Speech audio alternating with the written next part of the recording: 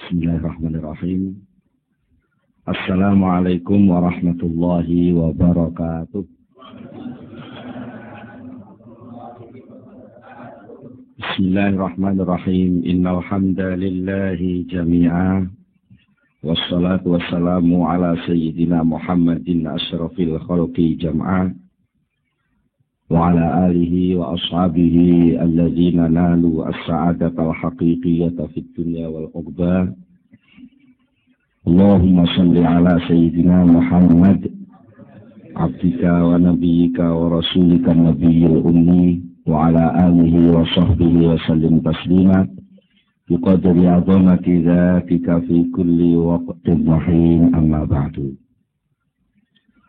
Para sesepuh dan sepuh, bapak-bapak, hadirin hadirat ingkang kula hormati. Alhamdulillah dalu menika kula lan panjenengan saged sami-sami ngempal pinarak wonten ing majelis penaosan menika. Saperlu berusaha ningkataken keimanan, keislaman kula lan panjenengan sedaya.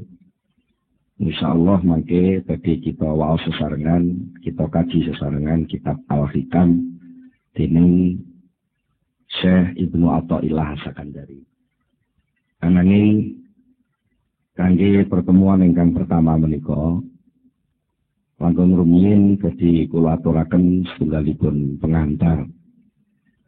Sekranteng kitab Al-Hikam menika ingin dipun wastani rekaman laku, rekaman rasa dening ingkang nyusun nggih Syekh Ibnu Athaillah.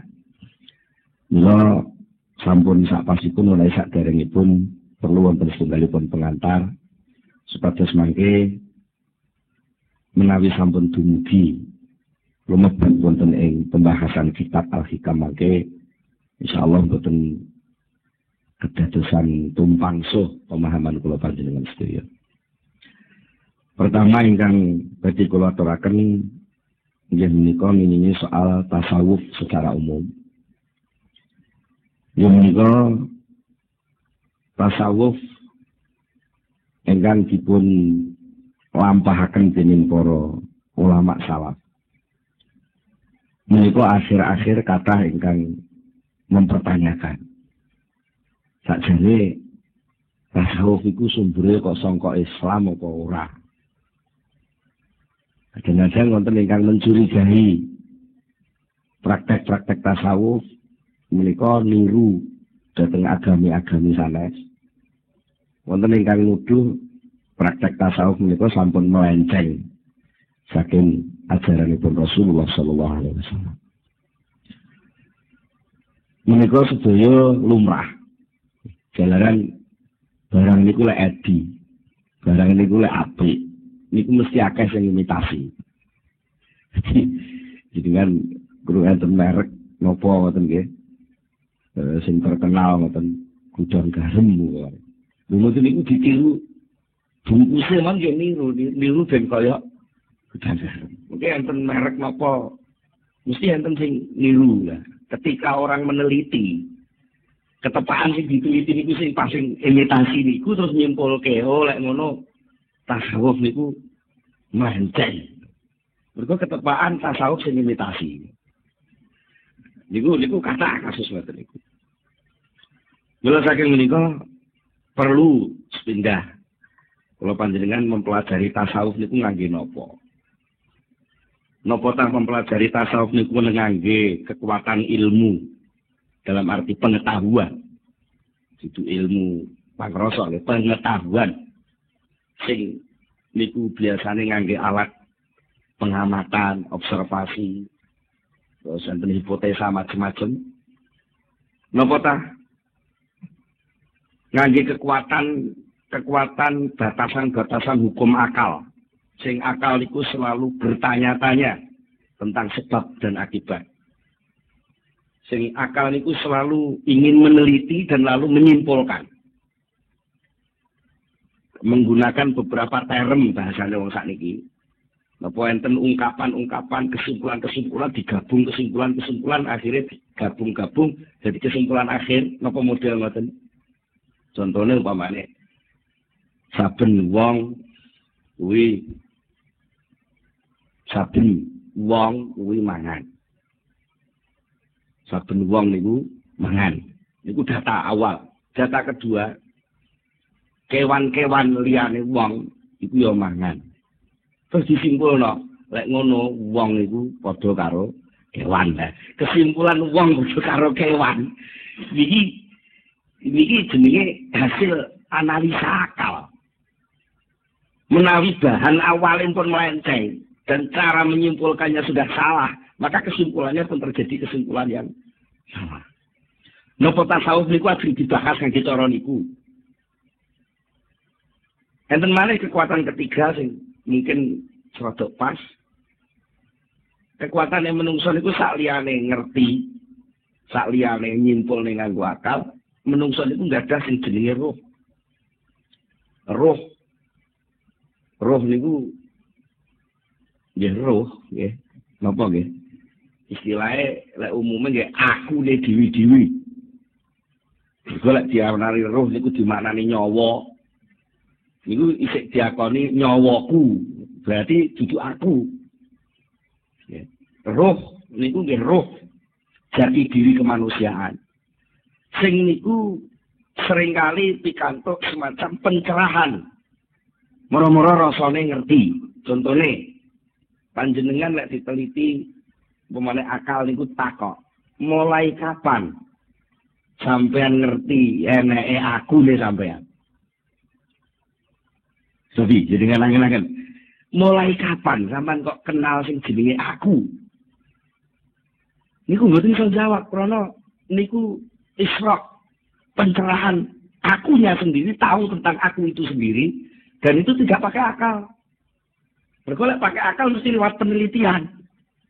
Lewat penelitian ngoten pakai iso nemokne oh iki aku lho ngoten.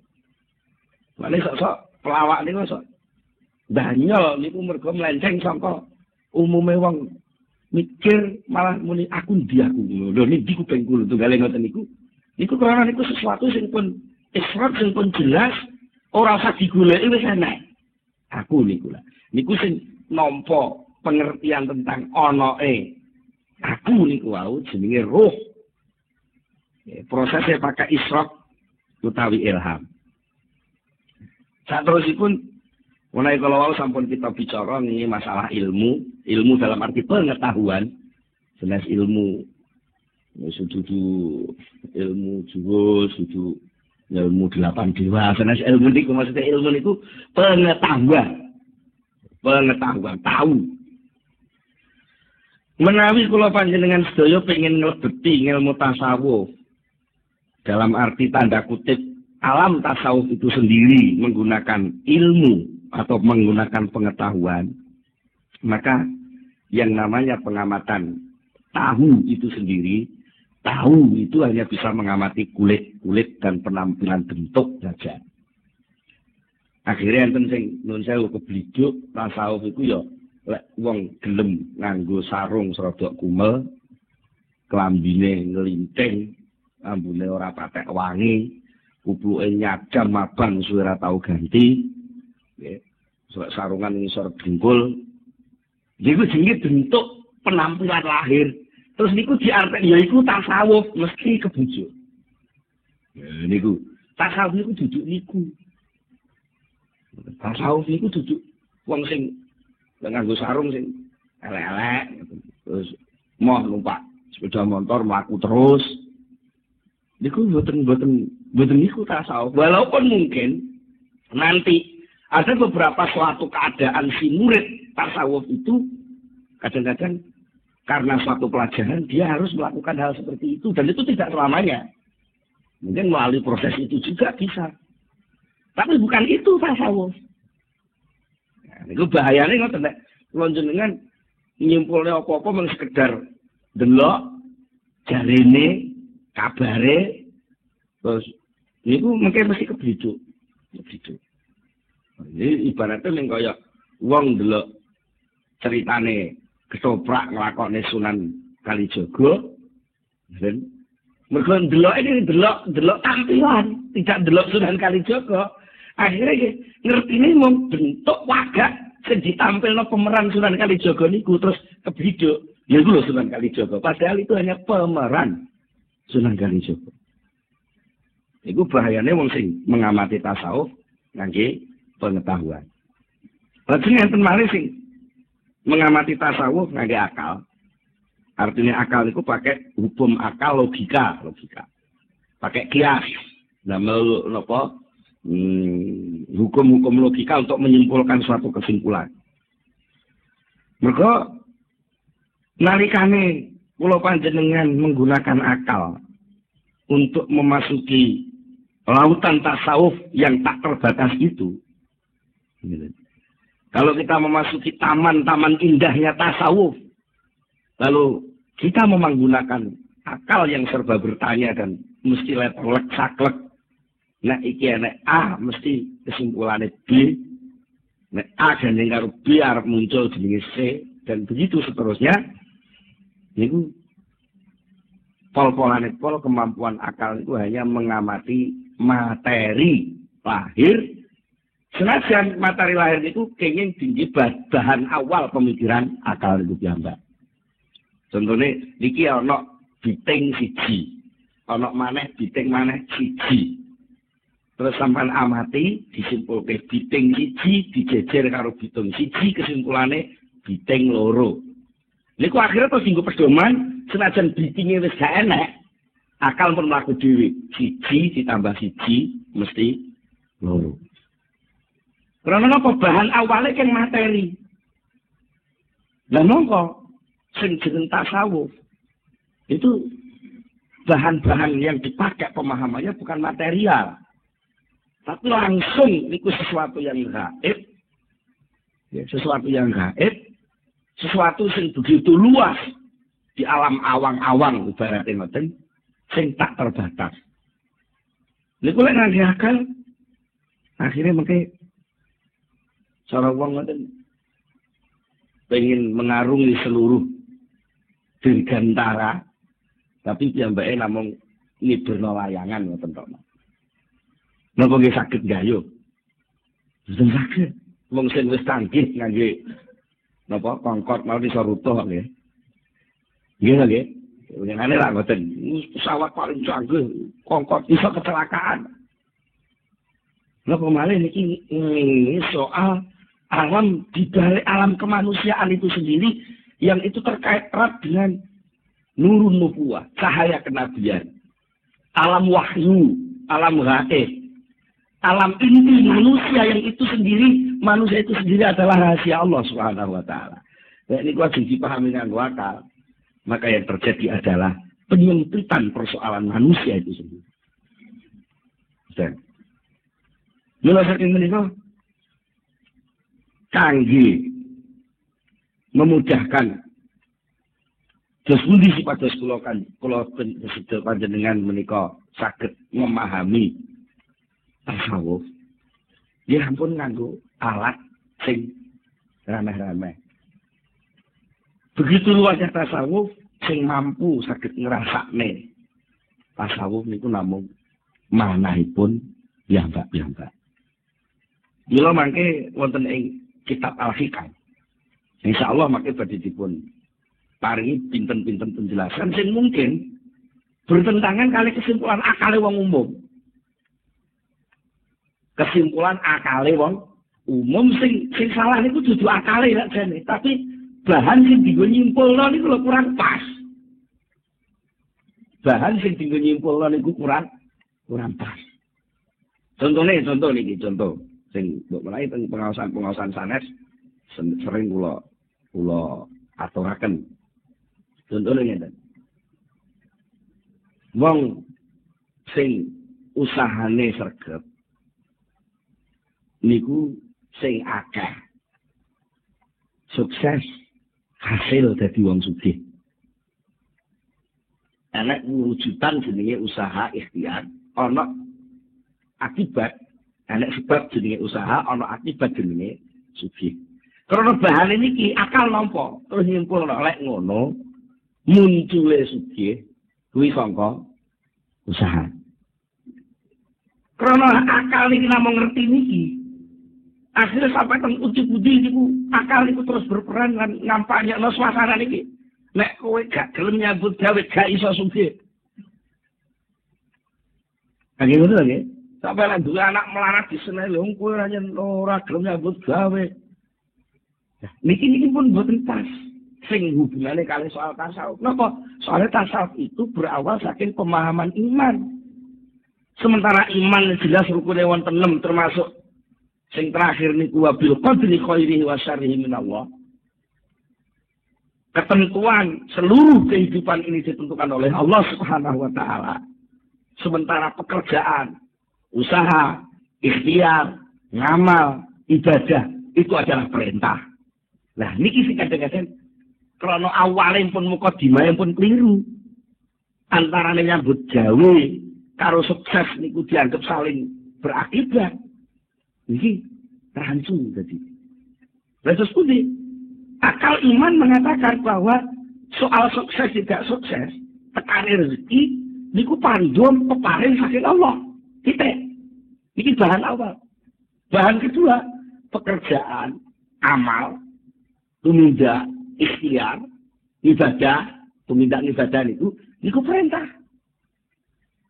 Jadi munculnya benten-benten. Munculnya pandum niku saking takdir. Munculnya tumindak niku saking perintah. Niki dewe-dewe kabeh. Lek niki disambung no. Konslet. Nalika konslet, orang akan melingkar-lingkar. Akibatnya napa lek wong niku konslet dalam rancuan tatanan iman itu. Akhirnya hidupnya hanya melingkar-lingkar. Dari satu usaha ke usaha yang lain, dari satu usaha ke usaha yang lain, akhirnya pol oleh-oleh namung dapat takdir sing diparingi Allah. Mula saking menika nek kula panjenengan nampi nikmat niku jane mboten krana saking usaha. Mboten saking usaha. Soalnya nek ndi usaha kok mesti hasil, niku lek ngono ora ana wong gagal. Ya. Secara kenyataan kan pun salah kan itu. Tapi ternyata akal itu karena kebujuk jadi nafsu sing ngoyo pengen ngerebut takdir niku wau. Kadang-kadang kebujuk niku wau melingkar-lingkar dari satu titik kerepotan ke kerepotan yang lain. Terus sementara dia nggak akan dapat rasa tentrem sedikit pun. Mergo napa? Pada hakikatnya nurani, rohani kemanusiaan itu adalah sesuatu yang luas tak terbatas. Sementara yang namanya akal itu punya rancangan yang sangat terbatas. Akibatnya malih nalika wong niku nuwun sewu kemlelet. Cara wong Blitar kemlelet, cara wong Jombang kemeletak. Kemeletak. Berusaha untuk membatasi, mengatur perilaku manusia dengan hasil akal. Maka yang terjadi adalah benturan-benturan sosial. Mereka uang niku enten malah unen cara Blora Jawa Tengah siji silit siji anggit. Angger uang niku duwe pertimbangan sendiri-sendiri. Perilaku orang itu ditentukan oleh kemauannya sendiri-sendiri. Nah, akal itu punya penemuan sendiri-sendiri. Lah kok ada penemuan akal seseorang ingin mengikat orang lain, pasti terjadi kegagalan. Contohnya komunisme gagal. Kapitalisme gagal. Dia napa menungso lho, lek tujuane kapitalisme sing ingin menguasai mungkin bisa. Tapi lek ingin menentramkan kehidupan dengan model kapitalisme, sosialisme, itu semua akan gagal. Mereka napa? Manusia itu rahasia Allah. Karena rahasia Allah hanya bisa diselesaikan oleh aturan-aturan Allah itu sendiri. Jadi akal menungso kok ingin berusaha untuk mengikat perilaku manusia, niku jenenge akal sing terbatas ingin ngatur sesuatu yang tak terbatas. Tidak mungkin. Itu tidak selesai. Nah. Terus apa hubungannya soal ini kali tasawuf? Pada dasarnya tasawuf itu adalah mengajak orang untuk tunduk, sujud, membersihkan keinginan-keinginan dijelek. Ini benar yang ngomong kalau kok dijelek ini. Bahasa Indonesia ini dijelek ini angel nih. Jadi sujudnya sudah sujud. Akalnya sujud kepada Allah. Fisiknya sujud menurut aturan Allah. perilakunya sujud menurut syariat Allah. Rohaninya sujud menerima seluruh keberadaan Allah. Ya, niku mboten saged dipahami nangge akal mboten saged. Wong akal itu hanya mau bertanya dan dijawab. Akal itu hanya tahunya sebab dan akibat. Sementara Allah itu bukan sebab dan Allah bukan akibat. Tapi Allah itu pembuat sebab dan pembuat akibat. Lha napa iso? Akal niku ngrasakno teori tasawuf. Kadang-kadang kok teori tasawuf. Akal ini kadang-kadang ngrasakno uripe dhewe bingung. Nuwun sewu, niki nuwun sewu. Jenengan kadang-kadang ya tahu ngalami susah ning ora sebabe. Ini sering lagi. Akal itu akal bertanya-tanya itu. Jadi ngapa tak kok susah ini apa? Duit wis nyekel. Bojone anjing. Bojone wis anjing, duit wis nyekel, pangkat wis dhuwur. Tapi apa enggak susah di sini? Sentasi saya ini apa? Jadi apa enggak bingung ya? Karena apa itu soal rohani. Soal inti kemanusiaan. Mulai langsung larinya kadang-kadang lari kepada materi lagi. Sehingga terjadi penurunan derajat kemanusiaan. Contohnya, nalika piyambake dibegak karo sebabe, mergo wis dadi wong sukses. Asale ndek omahe ning desa. Terus dadi artis urip ning kota, sembarang kalir keturutan. Mergo honore lek dadi artis niku wis cukup sak cukup-cukupe. Tapi enggak ada yang kurang. Mergo napa? Ora sujud. Karena sujud itu pada akhirnya adalah watak dasar kemanusiaan itu sendiri. Ketika watak dasar itu enggak dilakukan, cara wadah ngoten kecil. Ngertos kecil. Wong biasane obah-obah terus gak diubah niku kecil. Saat kecil niku lho butuh pelampiasan. Nah, pelampiasan itu kadang-kadang ada yang salah, Mas. Bisa narkoba, bisa ekstraksi, bisa mendem dan tak terus ini. Niku karena tuntut. Jadi aku bisa seneng lek bojoku mesem. Tapi kenyataan dalam rumah tangga dia mesemnya gak metu-metu. Akhirnya dia cari yang lain, sing dudu bojo, sing iso mesem. Lah ternyata wis keturutan mergo duit akeh. Golek meseman sing model Cina, mesem India, mesem Londo, mesem Eropa maneh ngoten. Ternyata kagak gak kuat yo ngono-ngono iku tak. Akhirnya dia mencari pelarian. Sing sakjane aktivitas narkoba apa psikotropika dan macam-macam lah istilahnya. Itu sakjane wong golek pelarian ning salah dalan. Pengen ngilangi akal ning ora mundak dhuwur pangkate ning malah asor derajate. Mereka kembali ke materi.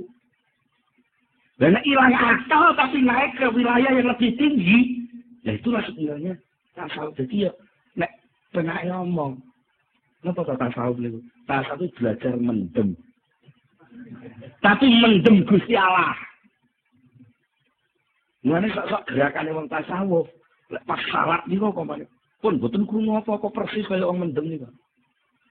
Lha niku saestu. Kulo niku enggak ada tangga. Iya, asalnya tukang mendem. Kulo apusi sebagainya.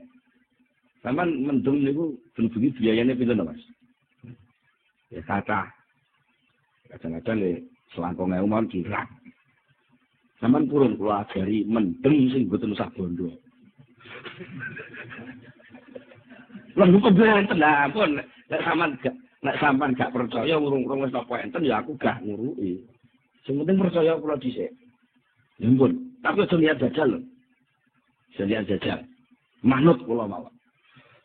Saya suruh. Akhirnya suatu ketika kula jak kula adik kula niku sing kula kengken dialog berkait kula rada ndlonjong ngoten lho. Dadi lek omong-omong mbok sing rada ndlonjong-ndlonjong ngoten enten korelasine enten kecocokane. Lek langsung teng kula tiyang sultan. Akhirnya kula jak, kula uruki. Coba lah. Sampeyan jane wong mendem niku persoalannya lak sampean jibut lah, bojo sampean nyeneni terus, sampean gak nyambut gawe. Sumpek ta sampean nggih. Lah sampean pengen gak sumpek. Ya mlayu aja ning donya. Lah sarane terus pundi? Ayo melu kula. Kula jak teng omah kula. Terus biasa tahlil-tahlil sing biasa dilakoni wong NU niku lho. Sing nggih ana niku mboten kula uruki kawitane ya mbak nggih tau teng langgar cilikane nggih. Kalau terlanggar tesih fasih, lo jajal niku maca Fatihah nggih sik fasih, terus sik fasih. Kula terus soal unen-unen. Unen-unen niku sampean manut kula. Tapi soal jero sampean latihan muni Allah, Allah, Allah, Allah, Allah. Pun saestu kula gene lan kula tahlilan mboten 5 mboten 200. Pokoke putaran tasbih niku entek kula baleni terus sampai kula dhewe gak ngitung. Jadi ku akhirnya piyambake jan gereng-gereng persis kaya mendem. Tapi wajahnya jelas. Wajahnya ada semacam pencerahan. Karena napa? Piyambake atine pun dijebol dening nuru zikri. Cahaya zikir. Sing nuwun sewu, kadang-kadang zikir ini diselepelekne kalih wong-wong. Padahal zikir itu pengaruhnya sangat besar sekali. Zikir itu kan namung sesebutan. Sesebutan itu lah jeneng. Dan jeneng itu penting loh, Nek. Tapi, lha pamane enten wong sembarang kalian wong nganggo jeneng kok. Jeneng niku lah milih ya tenanan. Duwe dagangan kudu enek merek sing pas. Dadi studio sing ngerekam niki. Nggih.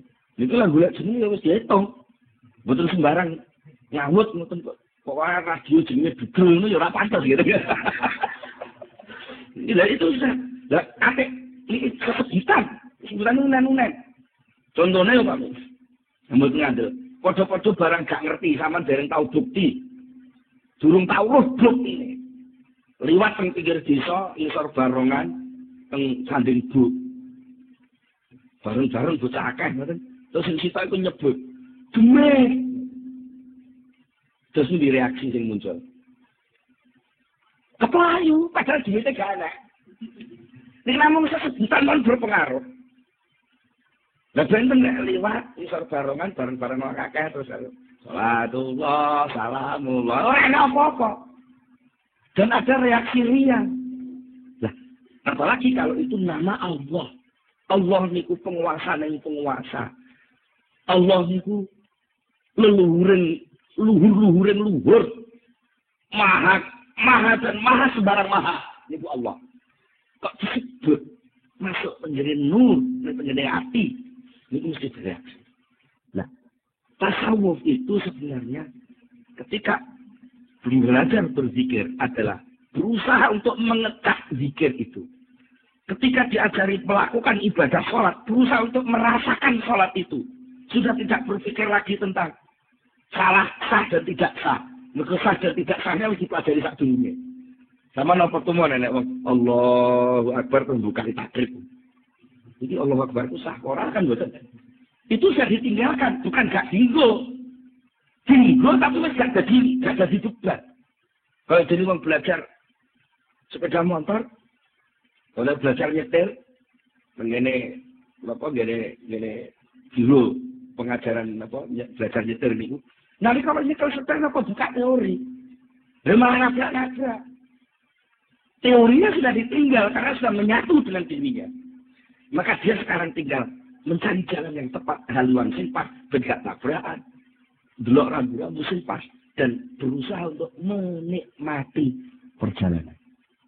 Nah, tasawuf itu sendiri menyangkut berbagai macam aspek, mulai aspek metodologi, bagaimana caranya bertasawuf, menyangkut soal letak posisi tasawuf itu di mana di tengah-tengah Islam, menyangkut apa tujuan tasawuf, dan seterusnya itu sangat luas. Sing insyaallah mangke badhe dipun jelasaken wonten ing kitab Al-Hikam mangke pelan-pelan. Tapi sing jelas kula nyuwun dumateng para rawuh lan umum konsultan ingkang mirengaken supados memahami ajaran-ajaran tasawuf itu jangan ditabrakkan lebih dulu dengan kesimpulan-kesimpulan akal secara umum. Dileremno dhisik, dirasakno sing tenan, baru insyaallah niku mengke enten labete, enten pengaruh. Nek urung-urung sing enek kok wis kecurigaan akal. Wah, enggak masuk akal. Memang tasawuf itu bukan urusan akal. Walaupun suatu saat akal tidak mikir, tapi pada level tertentu. Tapi tidak satu-satunya alat untuk memahami tasawuf itu pakai akal itu. Malah seringkali akal itu dianggap wis mungkur. Wis mungkur tegese wis mungkur ya kaya wong belajar nyetir niku wau. Ora kok wis nyetir bareng sing gawa teori nggo bukai lho ngoten malah nabrak-nabrak nggih. Jadi kan bener diomongi karo sing ngajari sepeda. Wong sepeda kuwi carane pedale dipancal, setire dicekel, awake nggih ngimbangi. Nalika diomongi telak dereng sepeda. Sik diomongi.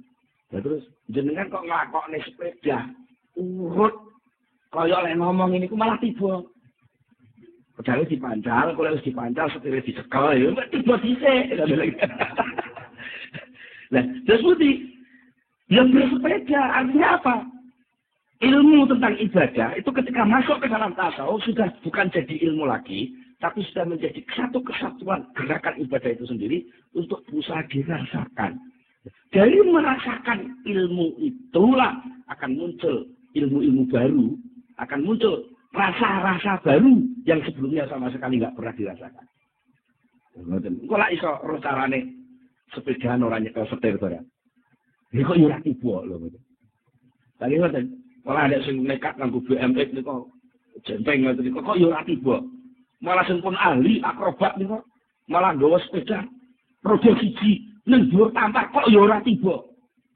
Ya, niku sedaya mboten mungkin kelakon lek mboten langsung terjun melatih diri masuk ke sana.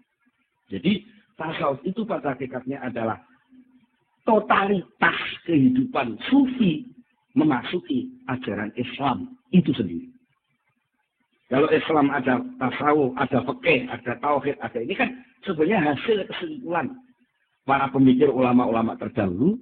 Dan sementara tasawuf itu berusaha untuk merangkum seluruhnya, untuk diajak kembali kepada Allah Subhanahu wa taala, notok kepada Allah sesuai dengan dawuhipun Allah, wa inna ila rabbikal murtaha. Sesungguhnya hanya kepada Tuhanmu lah segala sesuatu akan selesai. Jadi lah urung kepada Tuhan ya urung selesai. Nek wong sugih ya kurang sugih. Sugih kurang sugih. Pemenang marah, ngoten nggih. Sugih kurang sugih, pangkat kurang pangkat, kuasa kurang kuasa. Enggak perlu jeneng wong kuwi iso aja mati lah ngoten nggih. Niku mboten barbar. Selesainya itu adalah apabila seluruhnya sudah bisa kembali kepada Allah Subhanahu wa taala. Niku gambaran singkat tentang tasawuf sing insyaallah mangke langkung jelas malih, langkung jembar malih menawi kula panjenengan sampun memasuki tenggene kitab Al-Hikam. Salajengipun wekdalipun ingkang kali kira-kira 11 menit. Badhe kula terusaken mengenal Syekh Ibnu Athaillah As-Sakandari. Senaik walau wau tasawuf secara singkat niki kita sampun berusaha mengenal siapa itu Syekh Ibnu Athaillah As-Sakandari sing kagungan kitab Al-Hikam sing nuwun sewu. Ora enek wong ahli tasawuf, wong tarekah napa mawon sing boten kenal jenenge Al-Hikam. Kok terkenal banget niku sakjane sinten. Menika kula waos ringkesan riwayat singkat saking Syekh Ibnu Athaillah As-Sakandari ingkang julukanipun Tajuddin kapetik saking kitab Tabaqatus Sadiyah. Al-Ustadz Al-Imam Qutbul Arifin, Tarjumanul Wasilin, Mursidus Salikin, Munqidul Halikin, Mudhirus Sumusil Ma'arif, wa Mubdi Asraril Lataif, Al-Wasil ilallah wal Muwassil ilaihi Tajuddin. Jadi niku julukan-julukan titel-titel sing diakoni dening kalangan ahli tasawuf semua memberi titel kepada Syekh Ibnu Athaillah setunggal Al-Ustadz, guru, Al-Imam, panutan. Qutbul Arifin menjadi pusat orang yang ma'rifat. Tarjumanul Wasilin, orang yang menjadi juru bicaranya, orang yang sudah usul kepada Allah. Mursidus Salikin, pembimbing, orang yang mengadakan perjalanan menuju Allah. Munqidul Halikin, orang yang mengentas, orang yang keblowok melakoni kerusakan. Mudhirus Sumusil Ma'arif, yang berhasil menampakkan matahari pengetahuan rohani. Wa Mubdi Asraril Lataif, yang bisa menampilkan rahasia-rahasia lembut rumit yang jarang ulama lain mampu menjelaskannya. Yang sudah sampai kepada Allah dan mengantar murid-muridnya juga sampai kepada Allah. Siapa murid dia? Dia Tajuddin. Tajuddin itu mahkota agama membawa asraril wasilin, sumber dari seluruh rahasia-rahasia orang yang sudah usul. Abul Fadl itu kuliah. Orang Arab itu kalau sudah terkenal biasanya ada abunya. Apa namanya seperti kata Sayyidina Ali dipunjuluki kali Nabi Abu Turab, Bapak Elbu. Abu Turab. Dan ini Abul Fadl Sayyidi Ahmad, asma aslinya Ahmad bin Muhammad bin Abdul Karim bin Abdurrahman bin Abdullah bin Ahmad bin Isa bin Al-Husain bin Athaillah Al-Juzami. Mazhabipun ngantos dugi kabilah Juzam, lajeng mazhabipun mazhab Maliki. Asakan dari menika nami tempat tinggalipun keranten panjenenganipun nalika sampun madhep dados kiai niku manggenipun wonten ing Iskandaria, Mesir. Ngoten. Sedane wonten dusun Qarafi. As-sufi hakikatan, yang baik secara hakiki menekuni kesufian. As-sadili tariqatan, tariqahipun tariqah sadiliyah. Ajubatu zamanihi. Ajubatu zaman itu cara gampangane jadi pengeram-eram nalika sithik sugih wa nukhbatu asrihi wa awanihi al-jami' li anwa'il ulum. Sing berhasil mengumpulkan, merangkum dari berbagai macam ilmu, mulai dari tafsir, hadis, fikih, tasawuf, usul fikih, nahwu, sharaf lan sak macam-macamnya sedaya dipun kuasai. Malah dening gurunipun dipun juluki mazhabu muftil mazhabain. Ibnu Athaillah kalih gurune dipun juluki murid sing iki dadi muftil mazhabain. Wong sing iso ngekeki fatwa terhadap mazhab loro niku mazhab syariat dan mazhab hakikat. Syekh Ibnu Athaillah Sakandari menika selalu berbicara tentang teori-teori jalan-jalan yang dialami oleh ahli tasawuf. Syekh Ibnu Athaillah Sakandari menika ahli ngaji, ahli mauidhah. Terus saniki nggih kiai sing kathah sanget pengikutipun di samping menika panjenenganipun nggih mursyid thariqah Sadiliyah ngantos gurunipun Syekh Abil Abbas Al-Marsi.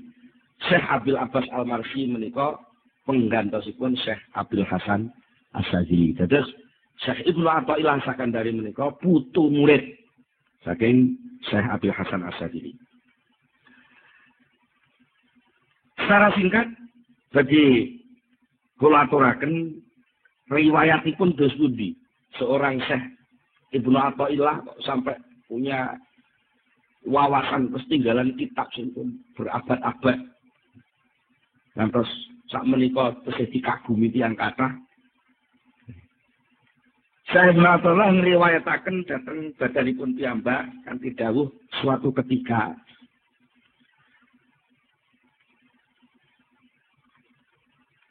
Syekh Ibnu Athaillah menika nggadahi semacam napa nggih persoalan kan konflik antawisipun Syekh Ibnu Athaillah kalih murid-muridipun Abil Abbas Al-Marsi.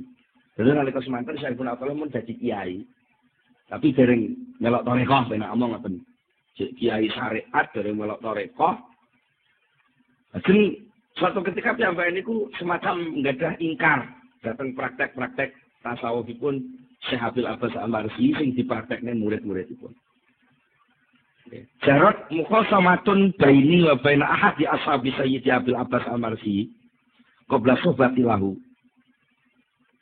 Terjadilah perselisihan pendapat antara kula kali salah setunggal murid Syekh Abil Abbas Al-Marsi saderenge kula berguru dhateng Syekh Abil Abbas Al-Marsi. Akhiripun suatu ketika mentok. Muridipun menika mboten saged jawab dhateng Syekh Ibnu Athaillah.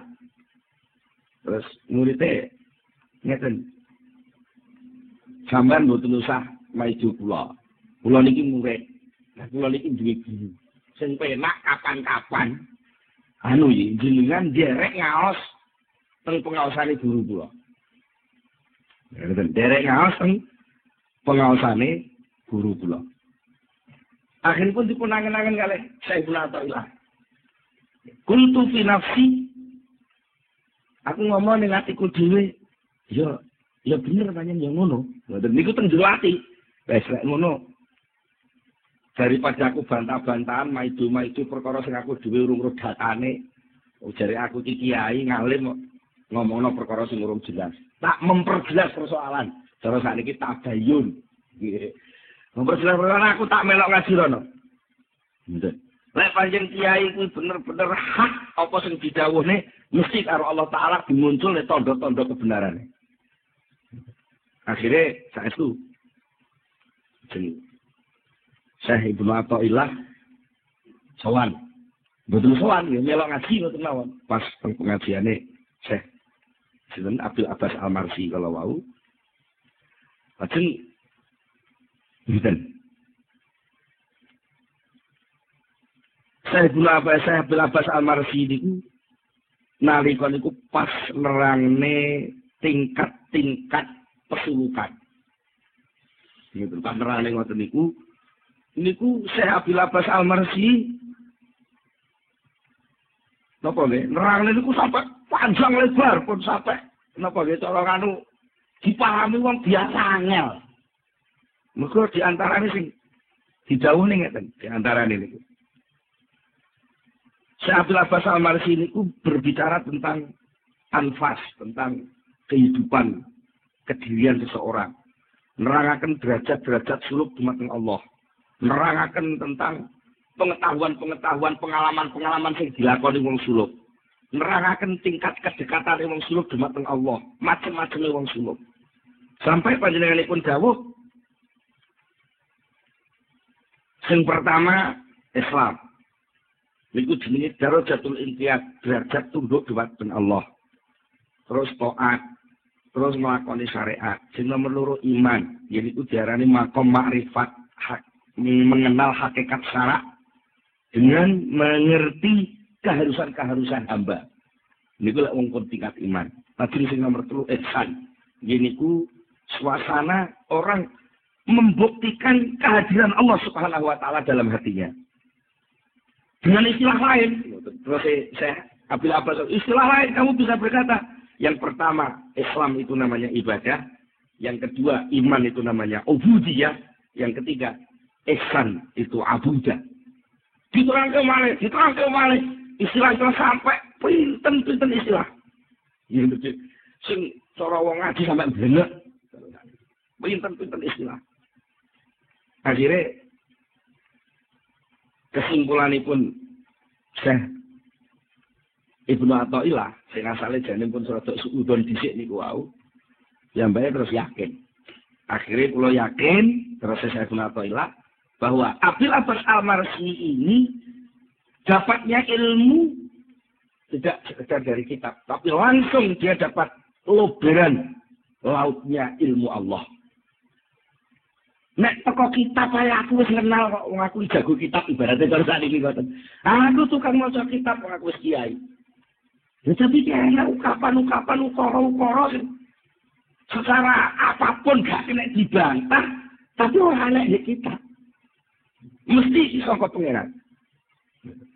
Akhirnya dengan begitu salpunipun ngaos Syekh Ibnu Athaillah terus ilang suudone teng Abdul Abbas malah sing enten rasa terus lan demen. Sing tekane niku dadak. Ngoten tekane dadak. Bangsa wangsulkeun pengajian dia tidak mampu untuk masuk ke rumah.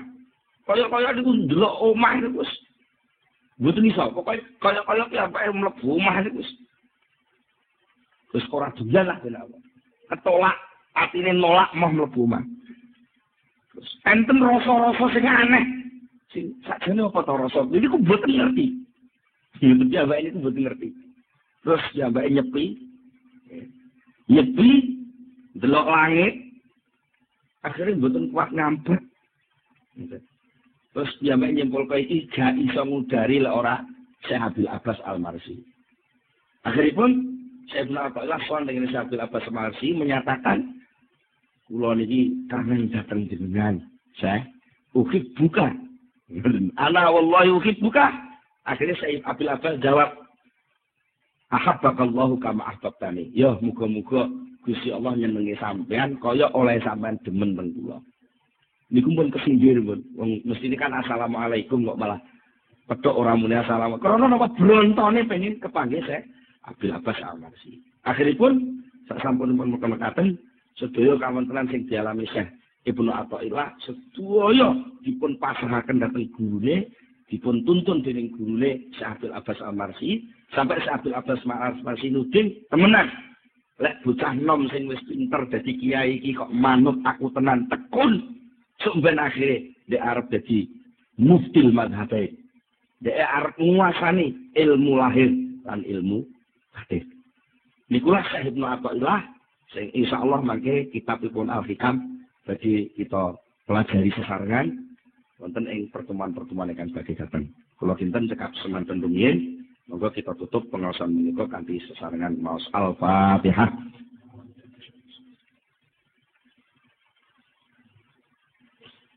Allahumma shalli ala sayyidina Muhammad wa sallim wa baraka ala sahabati Rasulillah alhamdulillah rabbil alamin hamdan yufi ni'amahu wa yukafi mazidah ya rabbana lakal hamdu kama yanbaghi li jalali wajhika wa 'azimi sultanik.